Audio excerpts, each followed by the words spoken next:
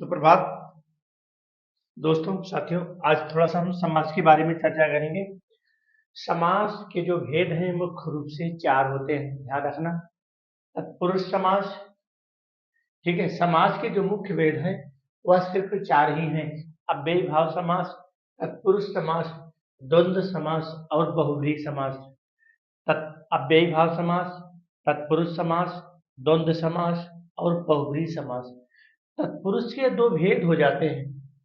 तो तत्पुरुष के दो भेद हो जाते हैं, कर्मधारय, ठीक है। तत्पुरुष के जो भेद हो जाते हैं वह हो जाता है कर्मधारय और द्विगु। तो कुल मिलाकर के समासों की संख्या 6 हो जाती है, लेकिन जो इनका मूल भेद है वह चार है: अव्ययी भाव समास, तत्पुरुष समास, द्वंद्व समास और बहुव्रीहि समास। तत्पुरुष के दो भेद हो जाते हैं, ध्यान रखना। तत्पुरुष के दो उपभेद हो जाते हैं। पहला है कर्मधारय और दूसरा है द्विगु समास। इसको ध्यान रखना, ठीक है। यह है हमारा समास। समास के मुख्य रूप से चार भेद बता दिया आपको। अव्ययी भाव समास, ऐसे ध्यान रखना। अव्ययी भाव समास, अव्ययी भाव समास, तत्पुरुष समास, द्वंद्व समास और बहुव्रीहि समास। इसके बाद तत्पुरुष समास के दो उपभेद हो जाते हैं, कर्मधारय और द्विगु। तो टोटल समास की संख्या हो जाती है 6। इस डिपली पॉइंट को ध्यान रखना। अव्ययी भाव समास, समास समास का जो विलोम होता है व्यास होता है, ये भी ध्यान रखना। और समास में सम उपसर्ग है, समास में सम उपसर्ग है, ठीक है। समास में दो जो है दो शब्द नजदीक आते हैं समास में। इस समास में जो हमारा अव्ययी समास है, जो हमारा अव्ययी भाव समास है, इसमें पहला पद अव्यय होता है और दूसरा पद संज्ञा अथवा विशेषण होता है। जब समास बनाते हैं तो संपूर्ण पद क्या बन जाता है? अव्यय बन जाता है। इसके कुछ पहचान है, आपको हम कुछ पहचान बताएंगे अव्ययी भाव समास के। जैसे यथा है, प्रति है, इससे भी आप अव्ययी भाव समास को पहचानेंगे। क्या है? यथा है, ठीक है, प्रति है, भर है, ठीक है। यथा है, प्रति है, भर है और इसके बाद आ है, ठीक है, अनु है। ये अगर शुरू में लगे रहेंगे तो वहां पर क्या होगा? हमारा अव्ययी भाव समास होगा, ठीक है। और इसके बाद हर है और क्या है? आवत है। ये आपकी एक प्रकार से अव्ययी भाव समास की ट्रिक है। अगर यह आपके वर्ण शब्द के आगे आपको मिलते हैं तो वहां निश्चित ही अव्ययी भाव समास होगा। अव्ययी भाव समास में पहला पद अव्यय होता है, ध्यान रखना। जैसे यथा है यहाँ, ठीक है। अब यथा यहाँ आपको मिल गया। निर्विघ्नम है, ठीक है, निर्विघ्नम है। उपगंगम है, अनु है, तो अनु भी यहाँ हमको मिल गया। तो इससे हम अव्ययी भाव समास की हम पहचान कर सकते हैं, ठीक है। और इसके बाद एक हमारा और होता आ जाता है हाथ, ठीक है। इनसे इन इसके सहारे हम, एक ट्रिक के सहारे भी हम अव्ययी भाव समास को पहचान सकते हैं। यथाशक्ति, यथाशक्ति में क्या हो जाएगा? शक्तिम अनतिक्रम में, शक्ति अनतिक्रम में, अर्थात इस समास में पहला जो पद होता है वह अव्यय होता है, दूसरा पद जो होता है वह संज्ञा अथवा विशेषण होता है। जब हम समास को बनाते हैं तो संपूर्ण पद हमारा क्या बन जाता है? अव्यय बन जाता है, ठीक है। तथा नपुंसक लिंग में भी प्रयुक्त होता है। कहाँ होता है? नपुंसक लिंग में भी प्रयुक्त होता है। चलो देख लेते हैं इसके। यहाँ पर एग्जाम्पल देख ही लिया। उपगंगम, उपगंगम यहाँ पर है तो यहाँ पर उप लगा है। निर्विघ्नम, विघ्ना नाम अभावा, ठीक है इसका। और इसके बाद हमारा उपगमगम में हो जाएगा, अनुरूपम में हो जाएगा रूपस्य योगम, अनुरूपम रूपस्य योगम। चलते हैं अगला देख लेते हैं। प्रत्येकम, एकम एकम इति, प्रत्येकम प्रति। अगर हमारा प्रति आ गया, इससे पहले मैंने बताया था आपको, प्रति, प्रति से भी हम पहचान करते हैं किसकी, अव्ययी भाव समास की। प्रति है, आवत है, हर है, यथा है, आ है, इससे हम क्या करते हैं, प्रतिगृहम, निर्मिक्षम, निर्मक्षिकम है, मक्षिकाणाम अभावा, उपनदम, नद्याम समीपम, प्रत्यक्षम, प्रत्यक्ष सामने, ठीक है, परोक्षम, ठीक है। इसके बाद हमारे कुछ और एग्जाम्पल हैं, जैसे है भरपेट, भरपेट, यह भी हमारा क्या है, अव्ययी भाव समास का एग्जाम्पल प्रस्तुत करता है। आजन्म है, क्या है, आजन्म। ये सब बहुत ही महत्वपूर्ण एग्जाम्पल है, इसको आपको ध्यान में रखना है। बतौर है, क्या है, बतौर है। और भी हमारे कुछ महत्वपूर्ण एग्जाम्पल हैं, जैसे निडर है, क्या है, निडर। निडर में क्या हो गया, हमारा अव्ययी भाव समास हो गया, क्योंकि नि हमारा क्या है, ठीक है, ये हमारा अव्यय शब्द है, हमारा क्या है, अव्यय शब्द है। और इसी प्रकार से निधड़क है, निधड़क, निधड़क, ये सब क्या है, हमारे अव्ययी भाव समास की एग्जाम्पल को प्रस्तुत करते हैं। अगला हमारा है तत्पुरुष समास। इस समास में होता क्या है, उत्तर पद की प्रधानता होती है, अर्थात जो हमारा दूसरा पद होता है, सेकंड पद, उसकी प्रधानता होती है। अव्ययी भाव समास में हमारा क्या हुआ, अव्ययी भाव समास में पहला पद प्रधान होता है, दूसरा पद संज्ञा अथवा विशेषण होता है। यहाँ क्या होता है, उत्तर पद की प्रधानता होती है। इसके दोनों पद में अलग अलग विभक्तियां होती हैं, और कहीं कहीं पर दोनों पदों में समान विभक्ति का भी प्रयोग होता है। जैसे शरणम आगता, क्या हुआ, ये विभक्ति के अनुसार चलता है। शरणम आगता, शरण में आया हुआ, शरणम आगता। द्वितीय विभक्ति से हमारा कुछ समास चलता है। द्वितीय चलेगा, तृतीया, चतुर्थी, पंचमी, षष्टमी, सप्तमी तक चलता है, संबोधन ही चलता है।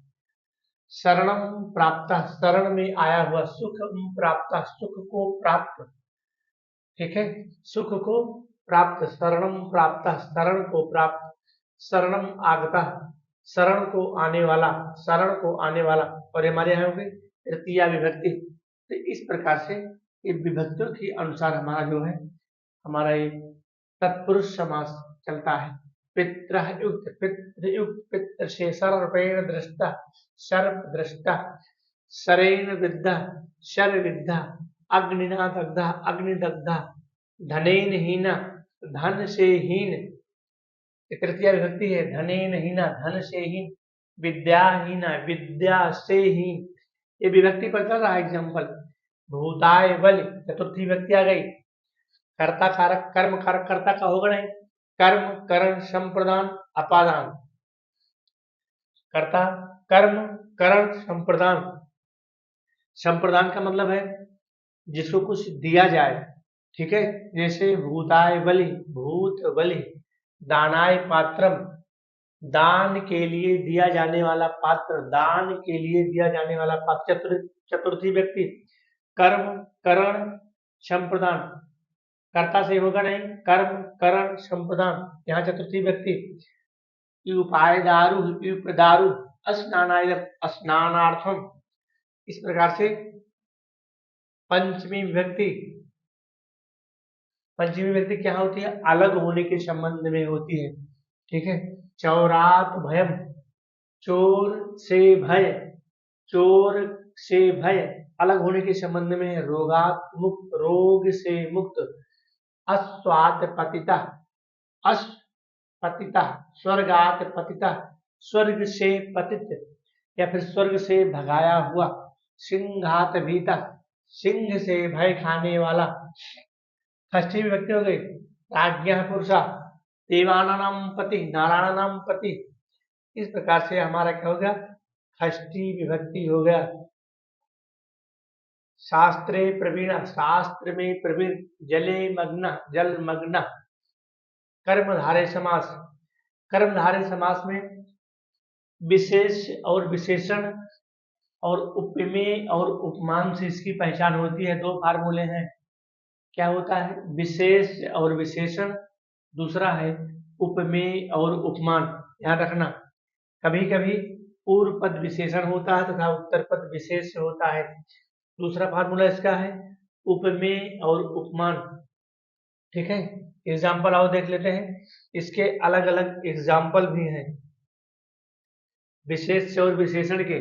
जैसे नीलम उत्पलम, विशाल, विशाल वृक्ष, विशाल वृक्ष, तो वृक्ष की विशालता को ये बता रहा है कौन, तो यहाँ पर क्या हुआ हमारा, वृक्ष क्या हुआ, विशेष से हुआ, और विशाल क्या हुआ, विशेषण हुआ।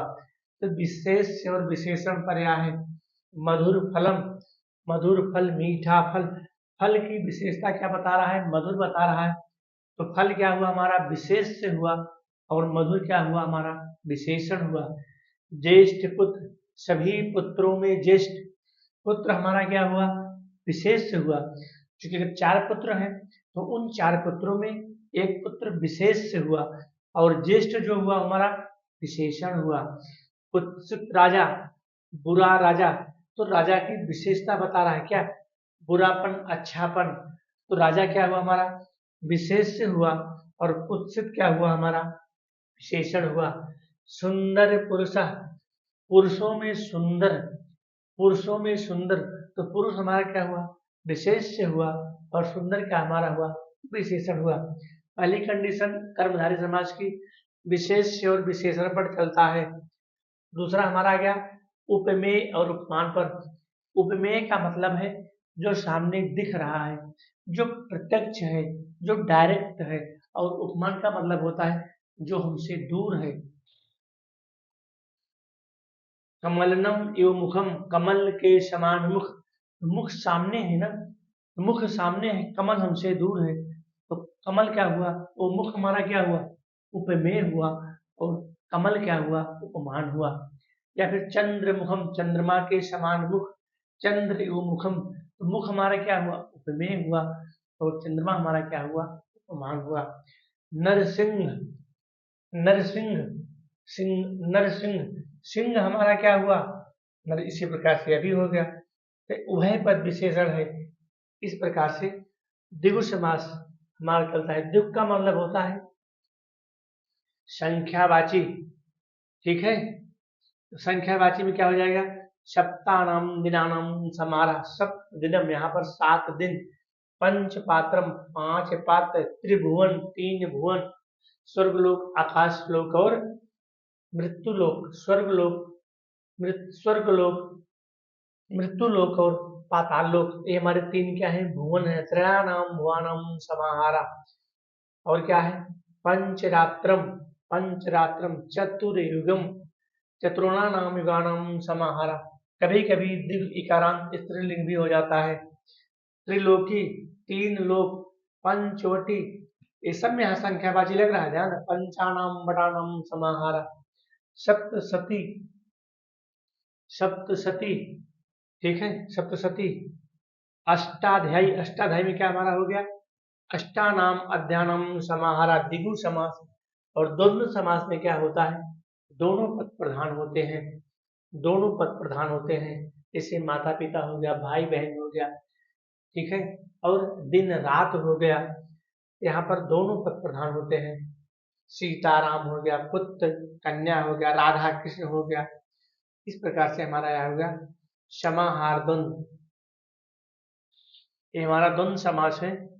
और अगला हमारा चलता है बहुब्रीहि समास, जिस समास में उत्तर अर्थात दोनों पद प्रधान न होकर के किसी अन्य पद की प्रधानता होती है, अर्थात थर्ड पर्सन प्रधान होता है, विग्रह करते समय इसमें यस्त सह आदि का प्रयोग किया जाता है। ठीक है, जैसे महाबाल, महाबाल कौन है? विष्णु है। यहाँ अन्य पद प्रधान होगा। दशानन, 10 सिर वाला अर्थात रावण। पीताम्बर, पीले वस्त्र को धारण करने अर्थात भगवान कृष्ण। चतुर्मुख, 4 भुजा वाला अर्थात ब्रह्मा। चक्रपाणि, चक्र को धारण करने वाले अर्थात विष्णु। शूलपाणि, शूल को धारण करने वाले। चंद्रमुखी, चंद्रमुखी अर्थात नारी। पाषाण हृदय, कमल नेत्र, कमल सुंदर आंखों वाला। चंद्रशेखर, शिव को कहा गया है। यहाँ पर क्या हमारा हो गया? कर्मधारय समास हो गया। ठीक है, माता च पिता च पितरौ, दुहिता च पुत्रस्। इस प्रकार से दोस्तों यह हमारा क्या हो गया? इस समाज के एग्जाम्पल हो गए। तो इसको आपको ध्यान में रखना है। थोड़ा सा अगर आपको टिपिकल जरूर है क्योंकि यह संस्कृत का समास है, लेकिन प्रैक्टिस करना, पढ़ने की मेहनत करना, जरूर इसका लाभ आपको मिलेगा।